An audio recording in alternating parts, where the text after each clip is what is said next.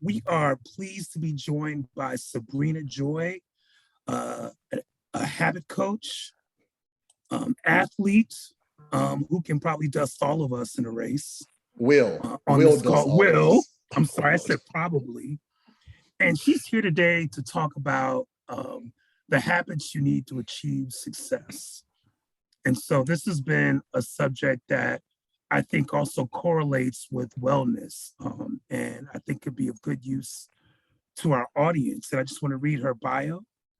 Um, Sabrina is accomplished in terms of strategic causes and partnerships in terms of marketing with 20 plus years of professional experience.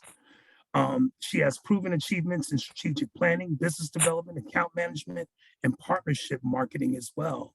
But also, among all that, she's a trained habit coach with a track record of unparalleled success. So we're happy to be joined by Miss Joy to talk about the habits you need to achieve success and wellness. Welcome back, sister. Yes, happy to be back. Thank you for that, Takuma. She's been with us before, and before we got on, I was, obviously seeing Sabrina, I should have put on my tuxedo because she read. I forgot when she shows up. So, but I did also share with Sabrina and Takuma that I put on this shirt because what I had on today was speaking about habits that are not as in tune as they should be. I had on some running gear, and I will promise to put it back on to finish what I was supposed to start this morning. So Sabrina might be texting me afterwards like, "Sir, get on your job." So good to have you back. I think one of the habit strategies. So I'll give you a kudos first, kind of making it easy on yourself. You were already dressed. It didn't quite, turn out the way you wanted, but it will. Okay. Well, they're on the floor, so I gotta go back into the room and step on them, and that's my goal. There you go. So I'm trying to do it. Yeah. Good to see you again, Sabrina. You as well. All right. Well, I think this is a good time to get things started. Before we started recording, Sabrina and I were sharing our stories of being a part of the Florida A&M University track and field squad. I was on there for a brief little minute. And I think Sabrina said she's been there for 2 years. So to get things started, I wanted to ask you this question. What was your best event in track and field? My best event, well, I ran all of the sprints, but I would say my best event was the 400 meter. So I call myself a quarter horse. That 400 meter is quite the race. It's the hardest race in track. Yeah. I don't care what anybody says. She said all the sprints, Takuma. I ran all the sprints. That's what she said. Like the real deal, as I have said before, if you're an athlete at a HBCU and you're competing, you're a superior athlete. So this is who we have on the line right here, the quarter horse.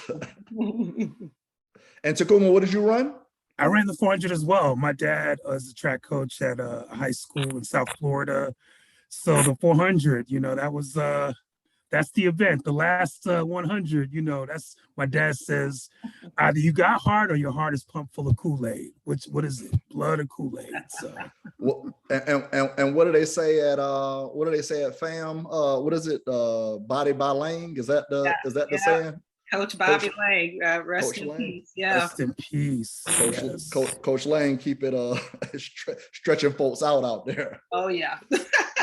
Again, some superior athletes. Amen.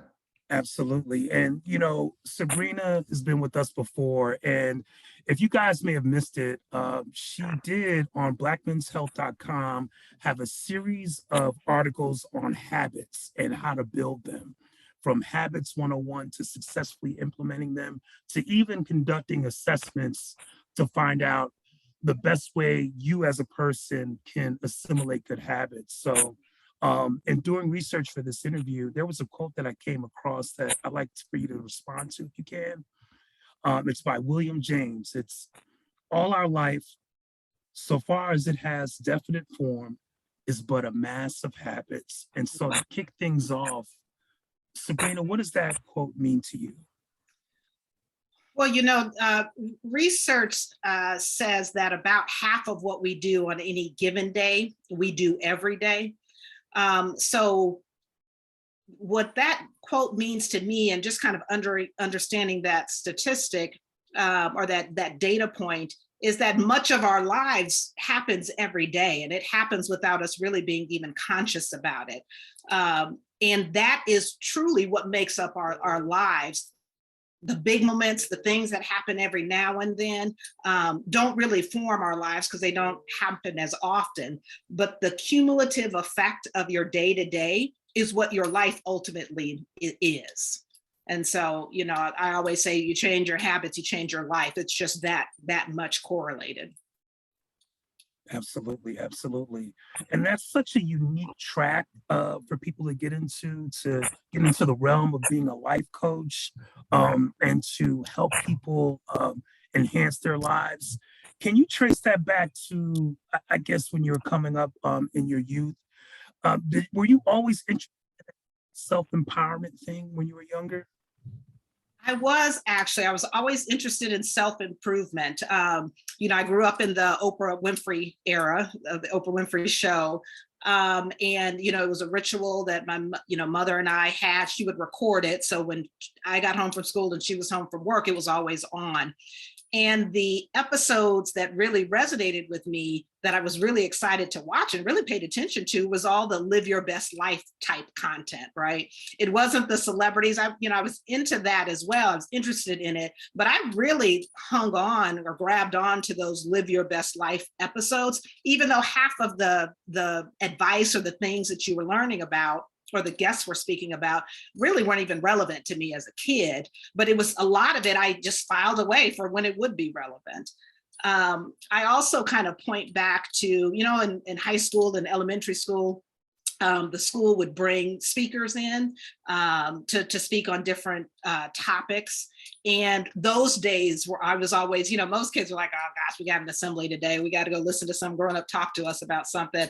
I was always like, okay, what do you have for me?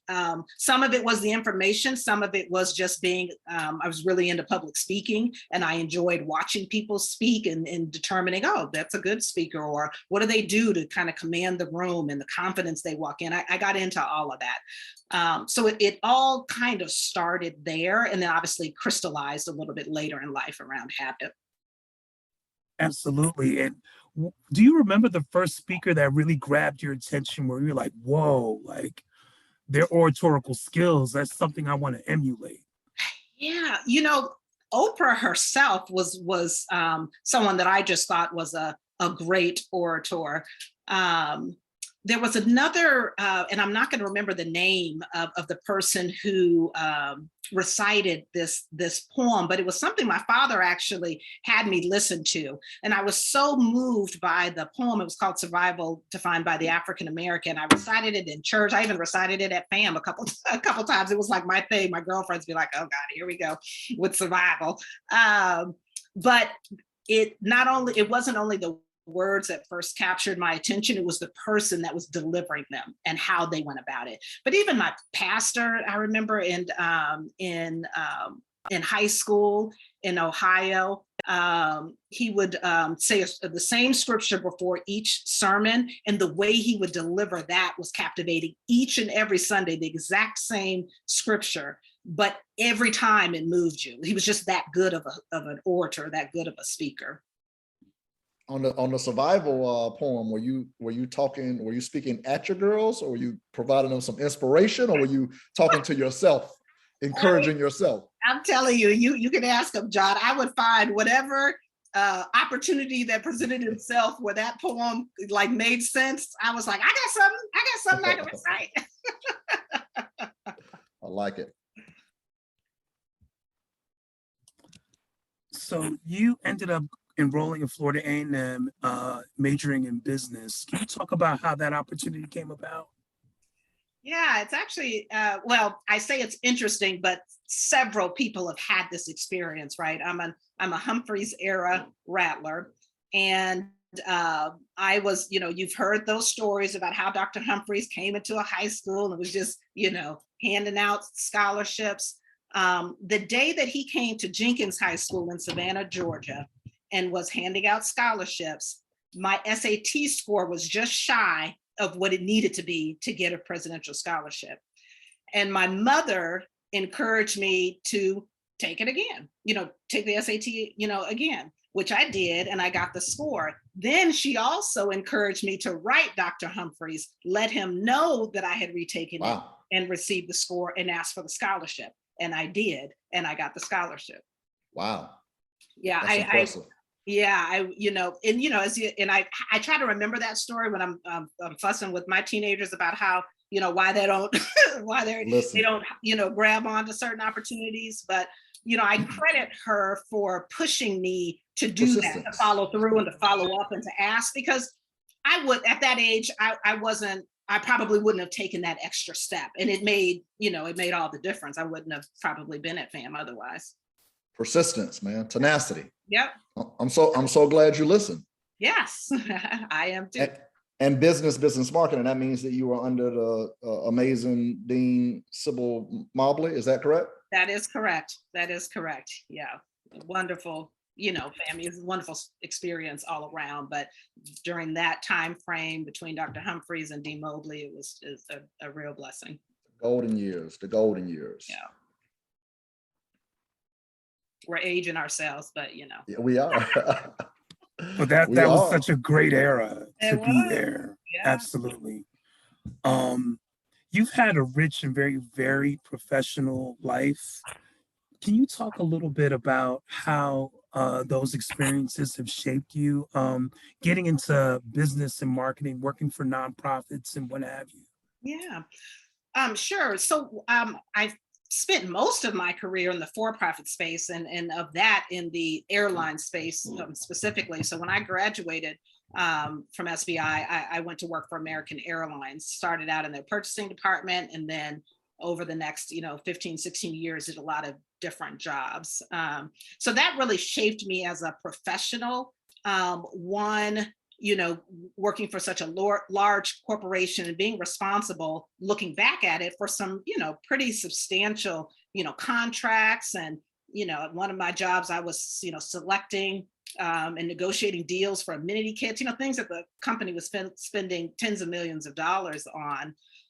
But also the culture at American, you were kind of expected to move around. So I was not in any job any more than 2 years. So I was doing supply chain and negotiating. Then I was doing operations management, looking at the airports and warehouses and how they managed inventory. I did digital marketing, working in A.com. I sourced celebrity chefs to design menu items. So when I say varied career, varied in the sense of I did all of those different types of things at the airline. Plus, kind of bringing it around to just kind of seeing habit and routine in the workplace. Any sort of business where you've got an operation like, flying aircraft and flying people from one place to the other and all that goes into that. It is a master class in habit and routine and the importance of sticking to that to keep, people safe. So, had that as well. But I did eventually make the jump over to nonprofit. I worked for a healthcare nonprofit, Susan G. Komen, for a few years. And then now I'm in the early childhood education space, which I love. And the founder of the organization I work for now, is a, much success in the business realm, started a company that, is basically taken over an entire industry or two. But under that leadership and some of the leadership principles and the habits around starting something from scratch and turning it into something is proving itself over and over again in the childhood education space. So it's been pretty fascinating. Good stuff. So what that American Airlines experience, does that mean that you were you able to take advantage and see some of the world in those during that time? I did a bit of flying around. I kind of say that I used my flight benefits to do a lot of visiting friends and family. So I didn't, when I first started, you would hear stories about people just showing up at the airport and looking at, what countries, are the flights not too full and I can hop on. I wasn't doing that sort of that sort of traveling, but certainly, we didn't have to miss too many family events because it was always like, oh, yeah, sure, we can be there. Nice. This baptism, this occasion, yeah, we can be there. And then obviously got some fun trips into. Good stuff. Good stuff. So talk to us a little bit about the transition into, the amazing work that we've talked about before related to the, the habit work and the habit training. Yeah, absolutely. So as I mentioned, I've been into self-improvement and speaking and coaching, since I was young, before I even knew that something like that could turn into a career. But several years ago, I read the book Power of Habit by Charles Duhigg. And that is what kind of crystallized how habit and routine is a part of any effort to improve yourself. Large, small, any aspect of your life, that's to me at the foundation. Anything that you want to do, and these aren't my words, this is a quote that I think Charles Duhigg said originally, anything that you want to do in life can be accomplished so long as you have the right habits in place.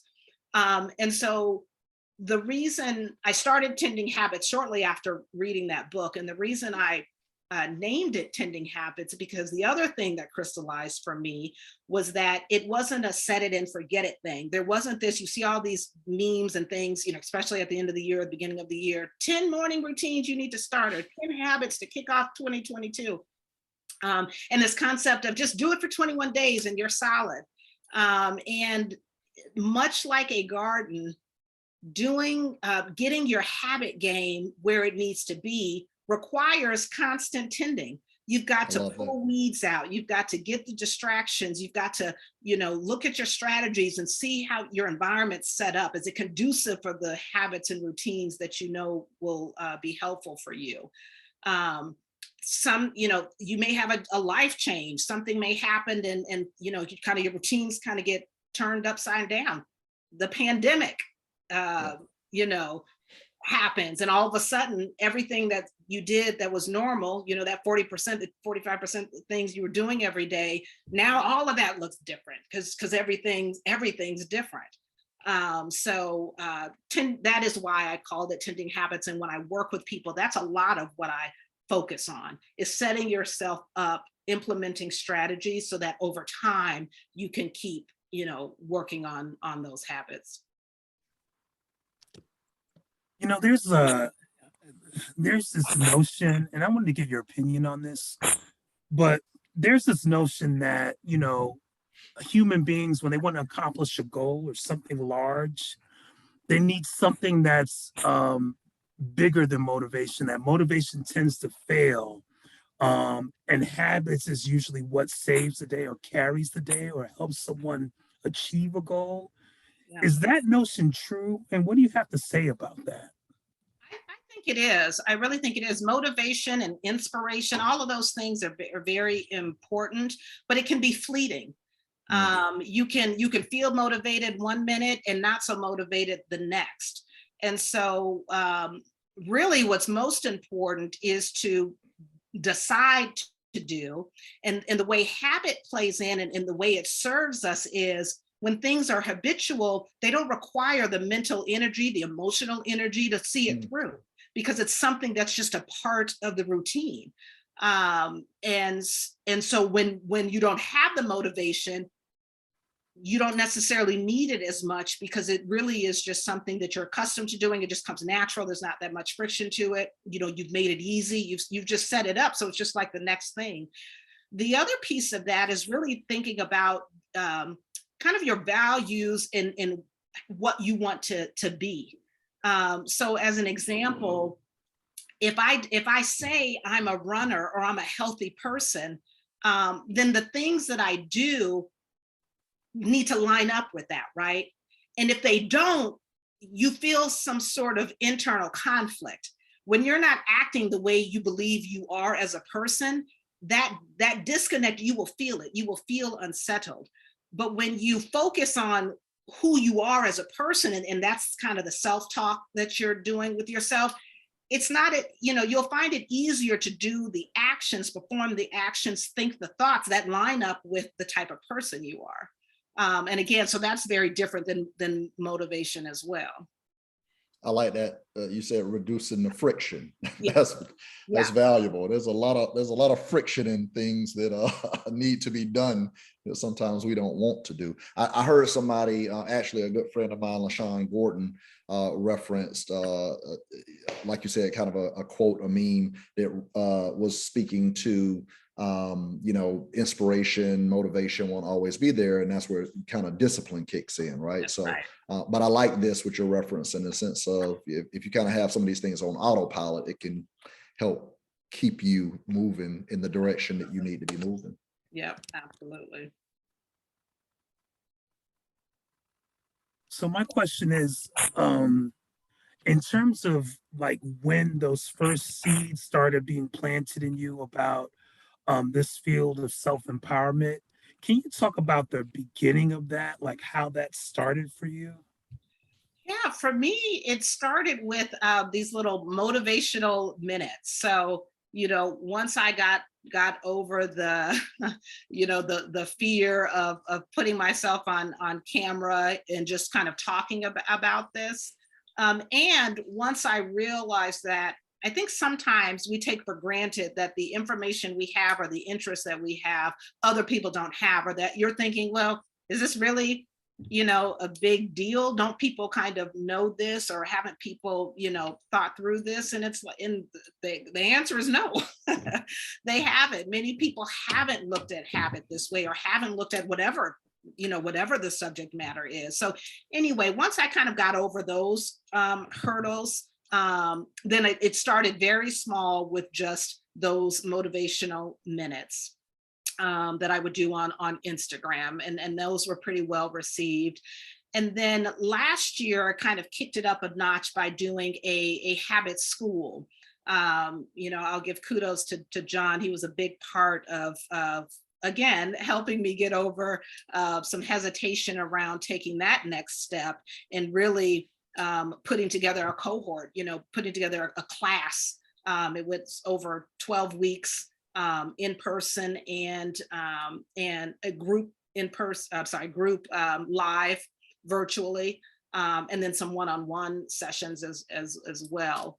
And also did some speaking at different events, conventions, networking events, and things like that. So, Hey, sometimes we have to make sure that we're not our own friction, right? That's right. That's right. we got to get out our own way. So that is right. Yeah, a little push from a friend is not a big deal, especially when we sometimes other people see things that that we can't see it within ourselves, and need that push. And I think that's so valuable.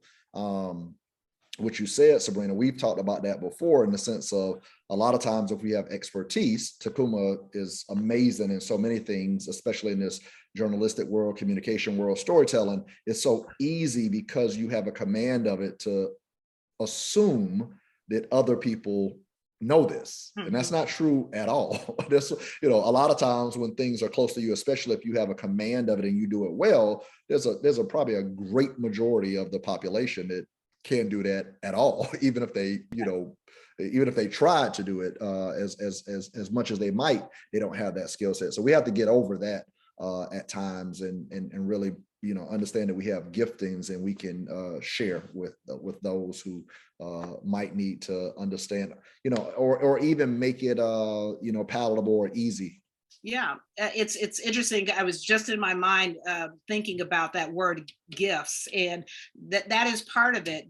Leaning into your gifts and realizing that, there is the information, there's the facts about habit that, people can read just like I did, and kind of get the knowledge. But there's the gift of encouragement that I bring. There's my own special sauce, personality, whatever you call it. My own brand of helping people along, the gift of encouragement that is unique to me, right? Yeah. And so, and everyone has that, right? So anyone, if there's someone, even listening now that's struggling with that, there's something that you bring to the table that no one can bring the way you do. And there's an audience that that's going to resonate with in a way that they won't resonate with anyone else. So go for it. Love it, love it, love it. Listen, we were joking before we came on, before we went live. The last time Sabrina and I talked, we were like chopping it up. And Takuma, because he's such a professional and so prepared, there's like 50 questions. So, and I'm sure we're going to get to them. So I'm probably jumping in the middle. But I want to hear about, especially, for our audience, men of color, specifically Black men, those who love and care about Black men, related to habit. It's one thing to read about it, right? It's one thing to understand. You've heard me say, Sabrina, a lot of times men in general are indifferent. We know we should be doing better. We know we could be doing better, but are we taking the steps to actually do it, or make it habitual, right? So what do you say? I mean, even in the habit school and the boot camps and what do you say to people like, hey, I'm reading it and I understand this. Like you said, I'm seeing these inspirational quotes. I'm hearing from somebody that's an expert in this field.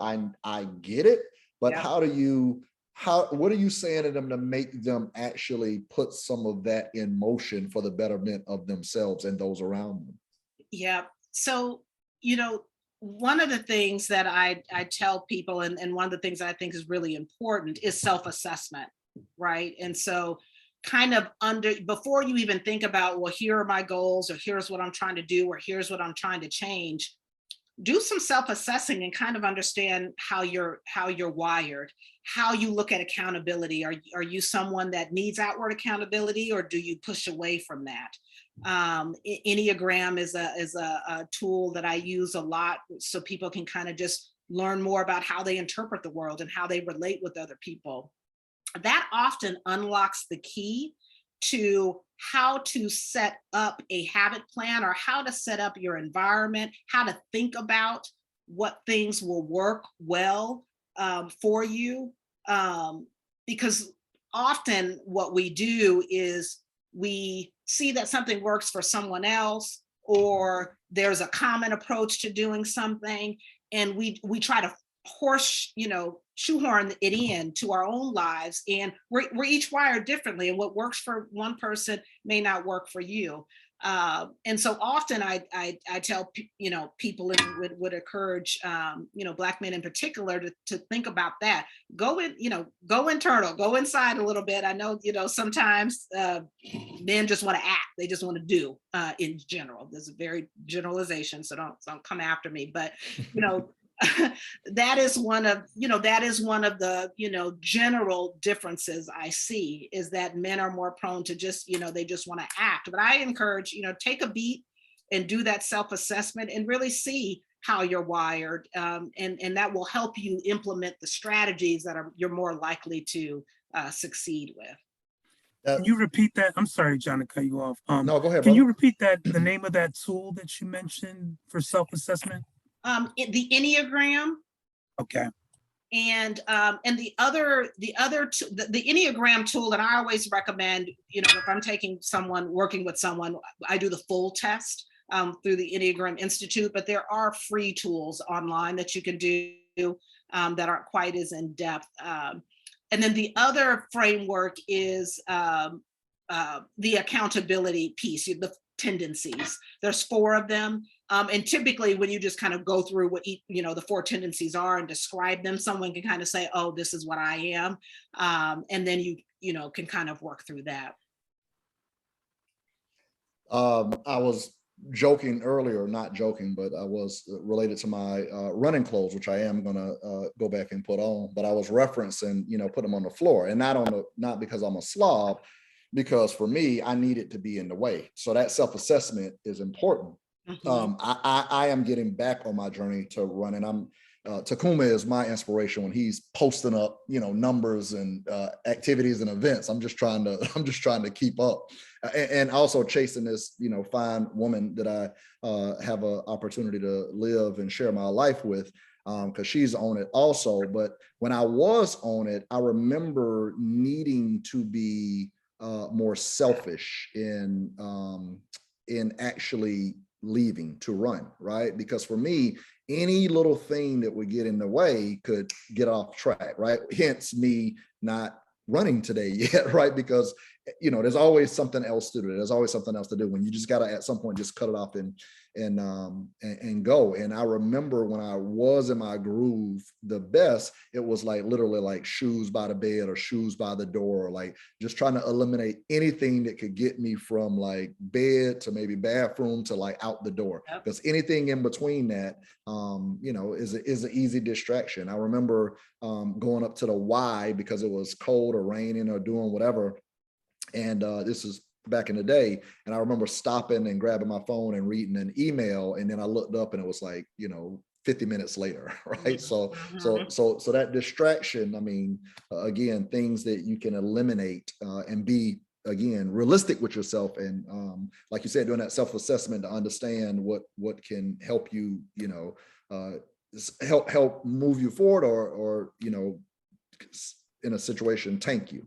Yep. Absolutely. I think people often underestimate the power of those little things that you can do to remove friction, or the little things that you can do to make something the easy choice. Things like taking your workout clothes. If you're, trying to develop a journaling habit, or you're writing a book and you just want to have daily time to write, something as simple as having the pen and the paper out on the desk in place can make the difference.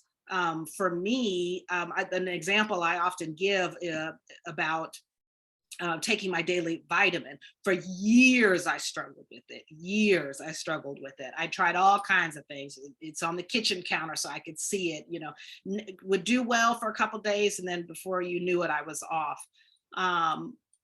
I realized, or I kind of used the habit stacking strategy, which is basically taking a routine that's pretty set, which my morning routine was. I already had, I had a nighttime routine of putting a full bottle of water on the counter. And in the morning, everyone generally has the same routine, right? You get up, you go to the bathroom, you brush your teeth, and all of that. I put my vitamins there. The water was already there. I was already drinking it. I was already in the bathroom. It just made it that easy. And I have, that cured me. Something as simple as that was the difference between me taking my daily vitamin and not taking it consistently. Smart. Putting it in the process already. Putting it in something that's already, established. Yeah, that can be very helpful. That's amazing. This was sort of referenced a few minutes ago, but I was really interested in kind of what are those enemies to habit building and how do you overcome them? One thing I know that people often deal with is self-sabotage. And working with clients, have you seen that manifested? And if so, what strategies would you recommend in terms of somebody overcoming that tendency to self-sabotage? Yeah, the self-sabotage is a tricky one. The one thing that I encourage people to do, like most things, when you can name it, you're better able to identify it. And when you can identify it, you're better able to either do things to avoid it or be able to nip it in the bud when it happens. So that, that was the thing that I would say for sabotaging. The one thing I would say about, helping people kind of stick to it and just not kind of, just one thing that really contributes to success is when you're able to break down the habit that you're either trying to break or you're trying to implement, or maybe you're trying to replace something, replace a bad habit with a good habit. I literally will work with someone to break down those components of the habit loop. So let's talk about what the cue is. Is it the time of day and location? Is it a smell? Is it what is that? And what is the reward after you do this habit that isn't very helpful? What's the reward at the end? So let's get really clear about the cue and really clear about the reward. Once we've done that, then we can look at the habit that you're trying to replace. And you can replace it with something where the cue doesn't have to change and the reward doesn't have to change. When the cue and the reward stay the same, then you can better stick to the new habit. So sometimes what people try to do is change the cue. And sometimes that's hard to do. If you've got a habit of having, wine every evening, and I'm not talking about someone that might have a true, alcohol problem, but it just may be someone that's trying to lose weight, and those extra, 180 calories for every 6 ounces of red wine. Don't ask me how I know. Isn't helpful, right? But there's a cue. There's evening, long, after a long day, you're winding down, the kids are down, the puppy's been walked, whatever it is. And then there's that reward of relaxation. So your best bet, because you're not going to be able to change the cue, and that reward is something you need or something that the body craves. So what can we put in that, in replacing the actual habit action? For me, it was a glass of kombucha in a wine glass. And for the first, when we talk in a about wine glass, in a wine glass, in a wine glass. The same actual, that's brilliant. But that will make the difference. In the first day, you're like, yeah, this is not the same. And that's where that motivation versus discipline and making a decision, that comes into play, of course. But then over time, you've gotten yourself out of the bad habit, and you've gotten yourself, or I hate to call habits bad, sometimes they're not truly bad, unhelpful. And now you've got a more helpful habit forming. And when you stick to it and you're kind of monitoring, those components of the habit loop, over time, you've kind of fixed the issue, right? That's magic, man. That's brilliant. That could be a whole relationship thing, in the sense of the cue and the reward. Yeah. You replace the middle. That's some value. Wow. I laughed when you referenced the kombucha in the wine glass. I said, I was holding up. You're like, that ain't it. I remember one time Letitia and I were fasting, and she brilliantly were bringing these different, recipes into the home to replace things that we, so it was still tasty, which was helpful to not have to eat X if we were eating Y. But I remember like the first time I kind of dip my fork into like a black bean burger or something of that nature. And the same thing you said, holding that kombucha up in that wine glass, I remember biting it and like, yeah, that ain't it. Yeah, that ain't it. Yeah, I might could get used to this, and some peppers and onions and things of that nature on it, but that ain't it. That's not the same thing as a burger. So some of it's hard. Exactly.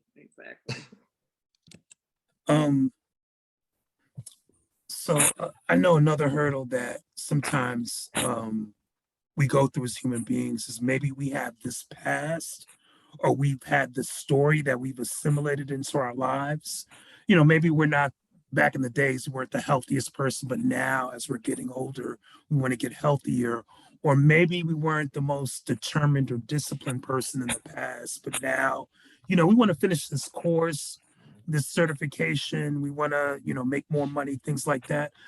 What would you say to someone who's grappling with overcoming a past or narrative that they've assimilated into their lives? Yeah.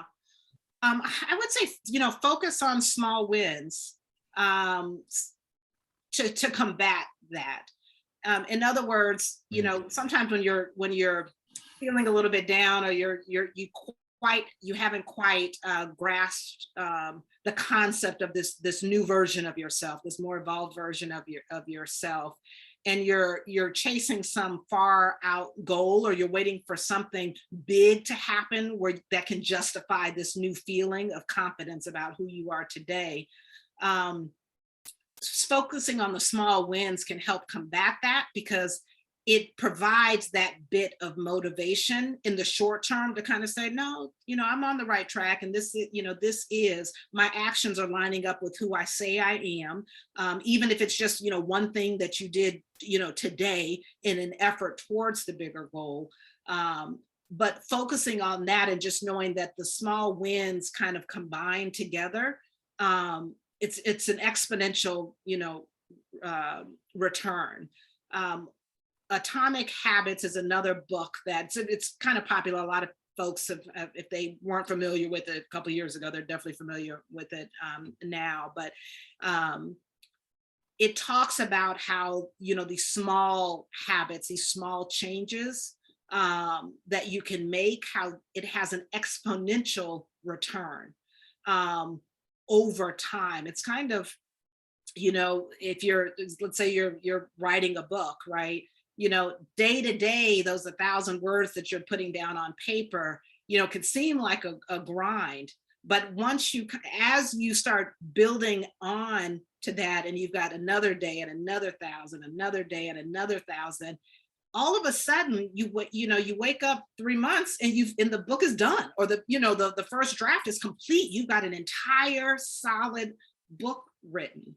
But for people that tend to, there's I call it either a sprinter or a marathoner. Some people can have a long-term goal, and that long-term goal is enough motivation. They enjoy the day-to-day small things to get to it. Other people are sprinters, and they need quick wins. So that can be helpful. Takuma talks about that a lot, Atomic Habits. Yeah, it's a good one. Yeah, it's definitely a good one. We're waiting on your book, ma'am. Don't think that we were gonna get off this call and not have that discussion, but I know. We'll hold that for a future discussion. I'm just continuing to plant that seed, ma'am. Yeah, thank you.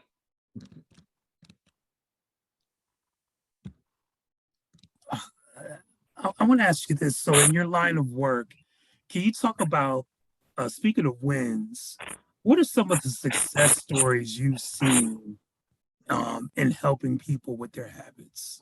Yeah. So I'll give you one, and it is one that that is so simple, but probably also very relatable. So this isn't a success story of someone that lost 100 pounds or somebody that wrote that book or anything. This is someone who was struggling with folding their clothes after they washed them. And it was something, she was in habits, in the cohort, in the habit school. And we were focusing on no more than 3, but ideally just 1 or 2 habits that they want to do. I'll segue and kind of say one of my big things is I think it's very important when people are thinking about ways to improve their lives and thinking about habit and routine, not to focus necessarily on the big stuff. It's not just the big stuff. I have a whole spiel I give on the Average Tuesdays, and I can go into that a little bit later. So I felt like this was the perfect habit. This was the perfect thing to kind of start tackling. So we kind of broke down, well, what is your day like? What is your evenings like? Why is it that you struggle to get the clothes folded? This is another example of where we used habit stacking. She had a routine of in the evening after dinner, her and her husband had a good routine of eating dinner together and cleaning up afterwards. And then generally she would go in to her room and watch TV. And so I said, well, let's put the folding clothes right there. Let that be the time that you fold the clothes as you're watching TV. And so that's what she worked on. And she was like, this works. Like, this is so much. I'm actually getting my clothes folded in a timely fashion and put up instead of sitting in the laundry basket for a week or 2. I thought you were going to say she was like, you messing with my peace time. I don't want to fold clothes. I want to watch TV. By the way, that struggle is real. The folding clothes and from vacation and putting away what you've taken with you, unpacking. Yeah, huge. I'm bad for that too. You reference Average Tuesdays. Yes. So here's my spiel on Average Tuesdays.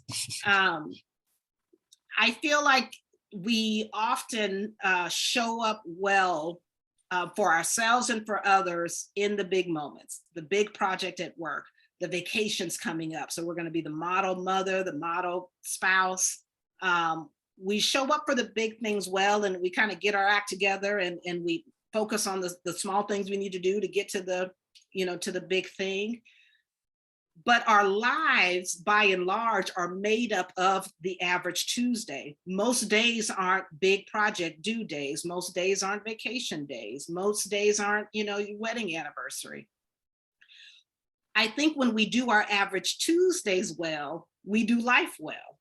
And so I often say, and the reason why, I really, I'm passionate about also democratizing, access to information and coaching and things like this, because this is something that's typically just the privileged are able to do, right? Because it costs money, is to focus on the things that make up the average Tuesdays. That I think is going to have a bigger ROI for more people in terms of how they feel about themselves and their lives and their families and all of that, more than anything else. That's powerful. Oh, I love that. I love that. So true. And so true. Yeah. We're coming to a close here, and we're at 6:45 here. Central Tacoma time has 38 more questions, just so you're aware. We get the lightning round if we need to go. The man is prepared. I love him. I wanted to ask you, I want to, this is such great information. I want to take this home. I want some homework. Can you give for our listeners, especially those who are looking to build habits, either to get healthier or to take this course or accomplish some tasks? Can you give us kind of what would you recommend for us to do to get that started and to begin to develop a good habit routine? Yep. So what I would say is the first, and I put this in they can even reference the series that we did, because it's really those same first three steps. One is just understand and appreciate the power of habit. Kind of understand how important it is and why it's something worth focusing on. Kind of get clear on that. Two is understanding how habits work. Get an understanding of the habit loop. It's not rocket science, so it's not like it's going to take you a week of this. You don't have to be a nerd about it like I am and read a bunch of books on it. It really is the basic how the habit loop works and what's involved. And then the third part, which is super important, is that self-assessment.